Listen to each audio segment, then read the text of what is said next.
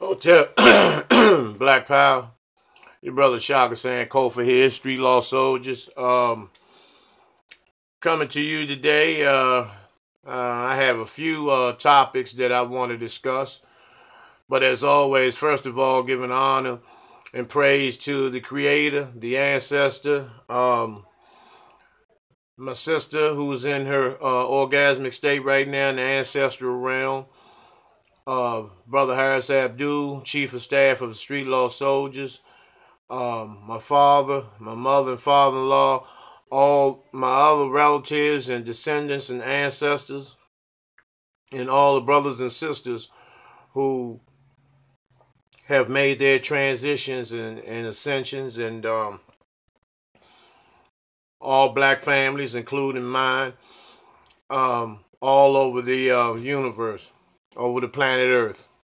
I have a few things that I want to discuss today. First of all, it was a body found in Louisiana, and this goes to show. Excuse me. 1 second.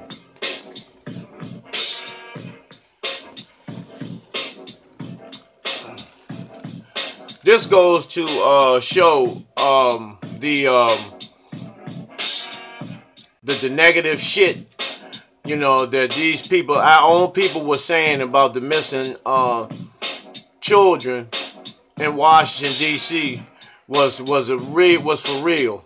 I'll give you an example. And this was 6 years ago, which doesn't mean nothing. Time doesn't mean shit.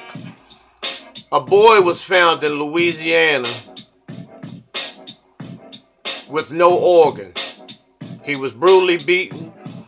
His parents said that the boy was raped and he was organless, found in a river or swamp or something of that nature. And this was in 2011. So what I'm trying to say is that this organ stealing shit has been going on from day one. This is not something that just came out. This is not something new. This organ stealing, this child stealing, these sex trafficking, these sex slave underground organizations, these pedophile rings. This shit has been going on for over 100 years. Easily over 100 years. You can go back to the Atlanta child murders, in which Wayne Williams, who was a homosexual and a pedophile, who was only really guilty of killing one boy, which that was the boy that he was apparently dating, and they began to fight on the side of a laundromat in the hood, one of the hoods in Atlanta, and he accidentally slung the boy, and his head hit the corner of a dumpster, and that's what killed him. And Wayne Williams threw his body into the dumpster out of fear.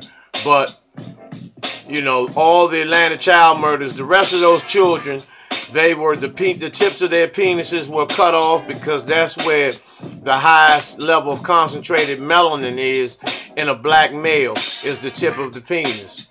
And so, we found out through investigation that it was the Klan that was doing the physical killing, but it was the CDC doing the amputation of the tips of these penises, as well as taking all the organs out of these children's bodies. So this stuff has been going on, and that just reinforces what's going on today in Washington D.C. with these children being abducted.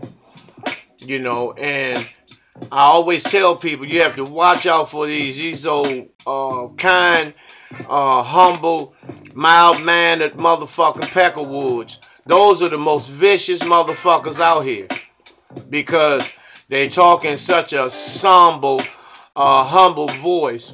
And by us not trusting each other, we're more likely to trust the fucking cracker before we trust our own people. You know, and that has resulted in the abduction of so many of our people, brothers and sisters, our little children. And another thing I want to bring to your attention, you know, this black on black crime, which a lot of you niggas always say, yeah, it's us that's pulling the trigger, but the trigger's being cocked mentally through the system of racism, white supremacy. You know, and let me give you an example. You have a child that lives in the hood, he lives in poverty, or they live in poverty, and every time they see a European, their living conditions are the total opposite of theirs. So they look at the European in a godly fashion, and they look at their own people in a negative fashion, in a negative sense. And so when you become mad at yourself for be turning out to be in the conditions that you are in, you begin to develop self-hatred.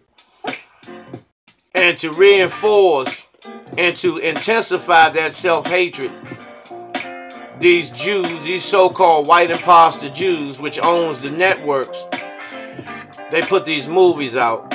You know, they pump all these movies about, you know, hood movies, hood killings, black on black killings, drug dealing, gang raping, tricking, throwing it up in the club, you know, teenage pregnancy, abortions, infant mortality. You know, this shit is constantly pumped into the minds and hearts of our youth, which leads to how easy it is for one of our babies to pull the trigger and take another one of our babies' lives. And so, you know, don't just say it's just us killing us. That's just the end result. But the diabolical scheme has been implemented far before that. That's the end result of what's been implanted in and not only in our babies, but in all blacks, all people of color. You know, we just had 2 recent killings of 2 babies in Prince George's County, which is on the Washington, D.C. line. You know, and a 13-year-old and a 15-year-old were murdered.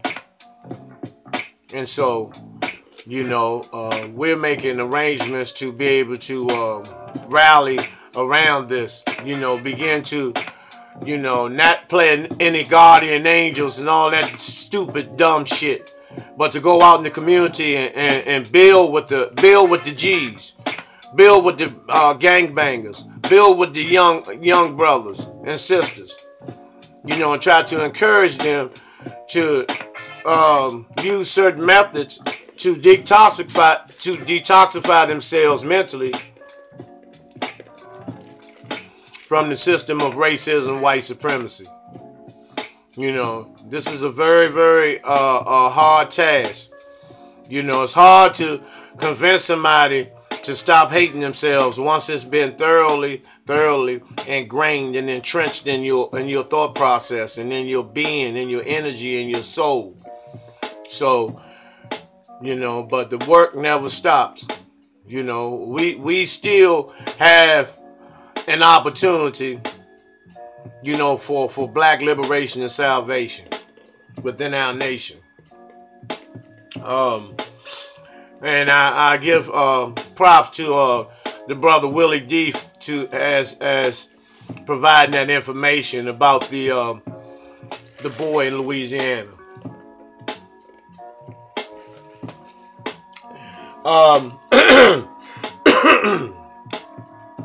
Because we cannot, we have to have our own media outlet. And a lot of you all are going to have to start plugging in to channels like my channel and hundreds of other conscious channels that will give you concrete news based on clear, concrete evidence besides TMZ. You know, TMZ, that the show host is a white homosexual so-called imposter white Jew. And who owns TMZ? Time Warner. Who owns Time Warner? Rupert Murdoch, a white racist, white supremacist, who owns a lot of the runs a lot of the TV networks.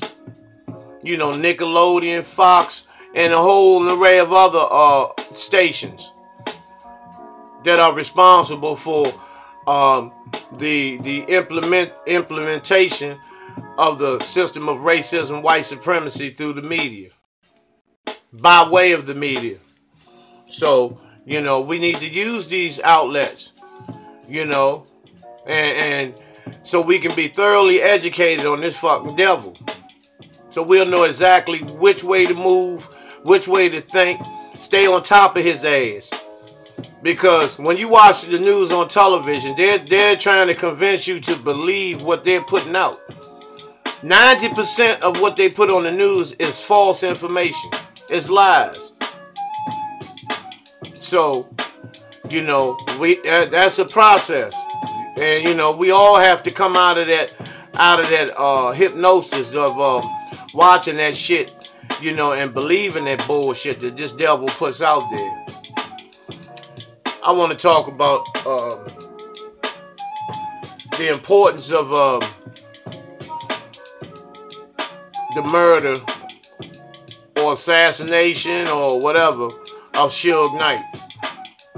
Why these devils feel that it is so important to get Suge Knight off the planet. Now that everybody has basically caught on to the fact that Suge Knight wasn't responsible for the assassination of Tupac, these crackers have tried something else. Now, Suge Knight is being held at the LA County Detention Center. You know, he's been there for a couple of years now. And, you know, he's being charged with, I think, vehicular manslaughter and another count of attempted vehicular manslaughter. Now, once again, let's go back to TMZ. TMZ only showed you the end results of that situation because they want you to take the side of these devils and the prosecutor when it's time to go to court in terms of hoping that Suge Knight receive a life sentence. Now, through thorough investigation, we found out that Suge Knight was called to the set of Straight Outta Compton by Dre and Ice Cube. And this guy, Terry Carter, I believe his name's Terry Carter, and the guy Bones, began to assault Suge while he was in his truck. And one of them was attempting to try to brandish a weapon and attempt to try to shoot Suge. And that's when you seen what the end result, when Suge ran over one brother. Well, he tried to run over. He backed up and hit one brother and ran over the other brother. You know, but, you know, TMZ and those devils, they want to show you, you know, one part and give you one part of the entire situation. Now, don't get me wrong. I'm no Suge Knight fan by a long motherfucking shot. Don't get it twisted. But I like to lay down the facts of shit, you know, and to stop you from being fans of the cracker. Now that Knight, you know, Suge is breaking his silence, so to speak, which a lot of people are making up shit on their YouTube channels just to get hits. You know, that man's not breaking his silence. What's the use? What's the purpose of him breaking his silence? And he knows he's going to get some time to break his silence and become a rat and be murdered in the institution. So he's not. I truly know he's not breaking his silence. He may be talking about a few things, and that's based on his attorney Thaddeus Culpepper. And you know, in terms of when Russell Poole, the white LAPD detective, that was on the Tupac and Biggie case.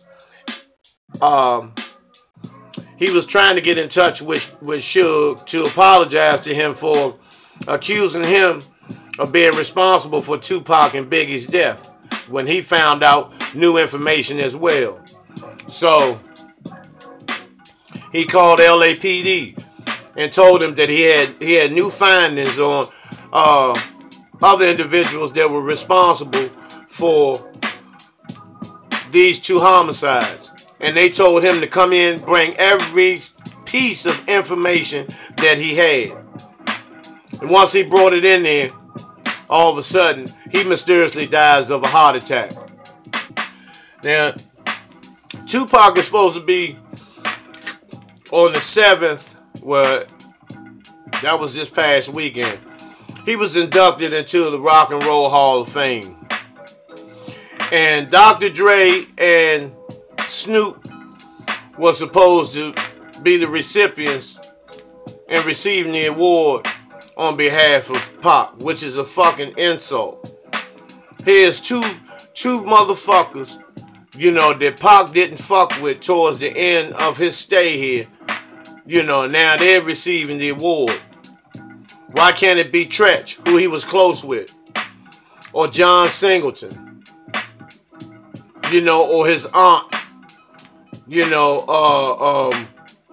Or Layla Steinberg, or other people that were close to Pac, that was loyal to Pac. Not these 2 motherfucking Benedict Arnold, bisexual motherfucking niggas. And Pac even said that, based on the testimony of one of his former bodyguards, Michael Moore, who stated that Pac told him, "I'm not trying to be around them sellout ass niggas." He was talking about Snoop and the motherfucking Dog Pound. So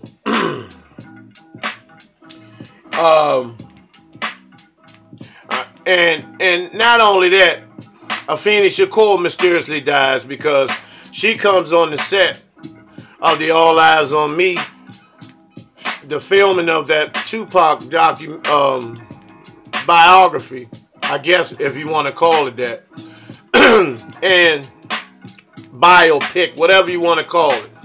And she disagreed with most of the shit that was going on in there, saying it wasn't true. And she ends up mysteriously dying. And why wouldn't the directors of this movie listen to Afeni? To get so the public can get the truth and a real honest story about the life of the brother. It doesn't make sense. And then this faggot she was married to, who wanted her money, and I believe he played a major role, in probably putting the poison in her food and drink. He should be hunted down, and somebody should put the razor to his fucking throat, and get the information out of who was behind that, who paid him to, to eliminate his wife, because I don't believe it was just about the $10,000 a month alimony. I think that was a smokescreen for a whole bunch of other shit, and so we have to be very, very, clear and understand, what's going on, And another thing, why is Suge being treated like some shit over at the jail?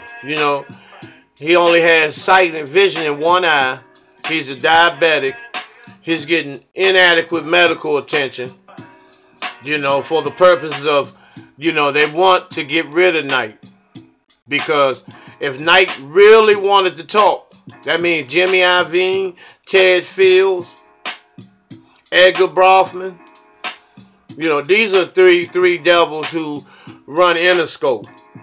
Jimmy Iovine is the head of the Church of Satan and a open homosexual. Ted Field and Edgar Brofman Jr., who owns Seagram's Gin and Canada Dry, who is also an open fucking faggot. Well, all white men are faggots. But, you know, and what happened was when they let Pac sit in jail after Pac gave them Me Against the World, you know, which went I don't know how many times platinum or whatever, they let Pac sit in jail claiming that they were tired of him. But it really wasn't that they were tired of him. They were pissed off because Pac didn't do any time for shooting them white motherfucking cops. One of them was a motherfucking white so-called Jew boy in Atlanta when he shot them two undercover pigs. So you gotta look at the science of this shit, you know. That's why I'm telling you all, don't go by what you be hearing these motherfucking crackers say on television and some of these coon clown ass niggas be saying just to get YouTube hits. Because even in the social media, the people that you need to be plugging into, you don't listen to them. Because a lot of you all have started to search for the same type of drama in the streets. You're trying to search for that, you know, in social media. The same motherfucking ignorance. You know, even within the so-called conscious community. You know.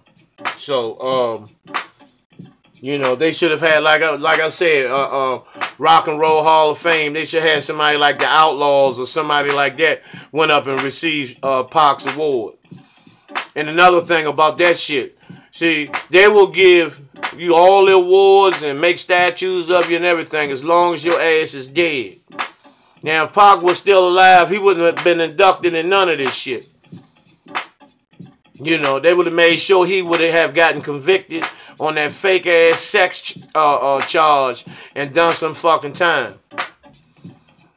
You know, and because that was the plan. That's why Jimmy Iovine, you know, them faggots didn't pay the bond to get Pac out of jail because they wanted him to do some time. You know. So,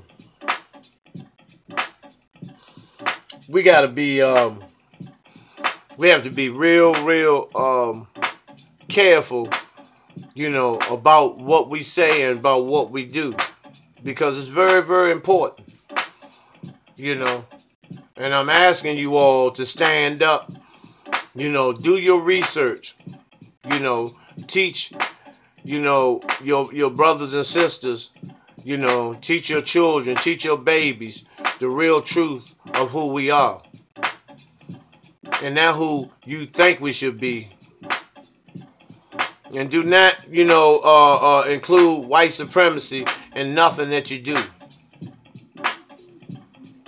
So, we're trying to, you know, make this summer, we're trying to go all out this summer with, as far as the breakfast and dinner program. You know, taking these tours to Harriet Tubman's house, going to Pocahontas Island, you know, where Nat Turner and Harriet Tubman, and all those great warrior ancestors, you know, visited and came through in their journeys, you know, because let me tell you this. We know about Harriet Tubman. We know about Nat Turner, Denmark Vesey, Gabriel Prosser, Toussaint Louverture, Boukman, Dada, Jean-Jacques Dessalines, and an array of other people that we know. But the unknown heroes and sheroes, the ones that, you know, that were lieutenants in the Underground Railroad, you know, Nat Turner's right-hand men and women, you know. And that's why I always, in my introduction, I always give honor to the ancestors that we don't know about, you know, because they wouldn't have been who they were if it wasn't for the support and people that were standing with them, that we may not know them by name, you know, but we know them by results. So, we're going to be trying to make this summer, you know, a summer where we're going to try to keep the black on black violence down, you know, by showing, you know, our babies, you know, other parts of the world. Some of our babies have never been out of the hood. You know, and I've taken children all over, you know, and let them know that this is theirs. You know, these mountains are yours. Your ancestors were here before anybody. You know, don't go by the white man was here first. That's bullshit. He was the last motherfucker here. He was the last motherfucker on the scene. You know, we were the first ones here. We were the first ones here on the planet. So, you know, now let these children know, you know, that this stuff is theirs. This land, these mountains, these hills, these rivers, these streams.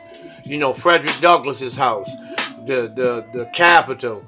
You know, with Benjamin Banneker, all down LaFont Plaza. You know, all over. You know, instead of the usual shit, taking these babies to Six Flags, putting them on a roller coaster.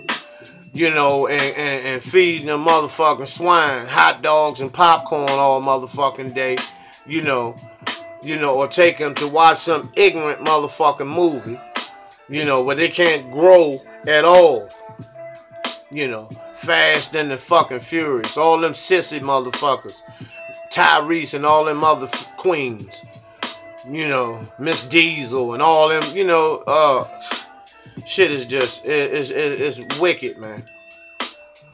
But another thing I want to go back to when we talk about Tupac, which made me reinvestigate everything. Now, for those, if you've ever been to Vegas, you know that Flamingo and Culver on that corner, Las Vegas General Hospital is straight down, maybe a few lights down, you know, and why was it necessary for a helicopter to take Pac from Flamingo and Culver, you know, just a couple of traffic lights down to the hospital? And he had no funeral, you know, no urn of ashes or anything. So, you know, that brings a lot of suspicion too. You know, so, and I say that because, you know, in closing, I'm not going to rule, you know, that the brother is gone. I can't rule out that, you know, Machiavelli plot, you know, either was in play and may not have been able to come into fruition, or it may have. I don't know. That's the big question mark dealing with the brother Tupac Shakur. You know, so I'll be getting back with y'all, you know, shortly. Peace. Black Power Hotel.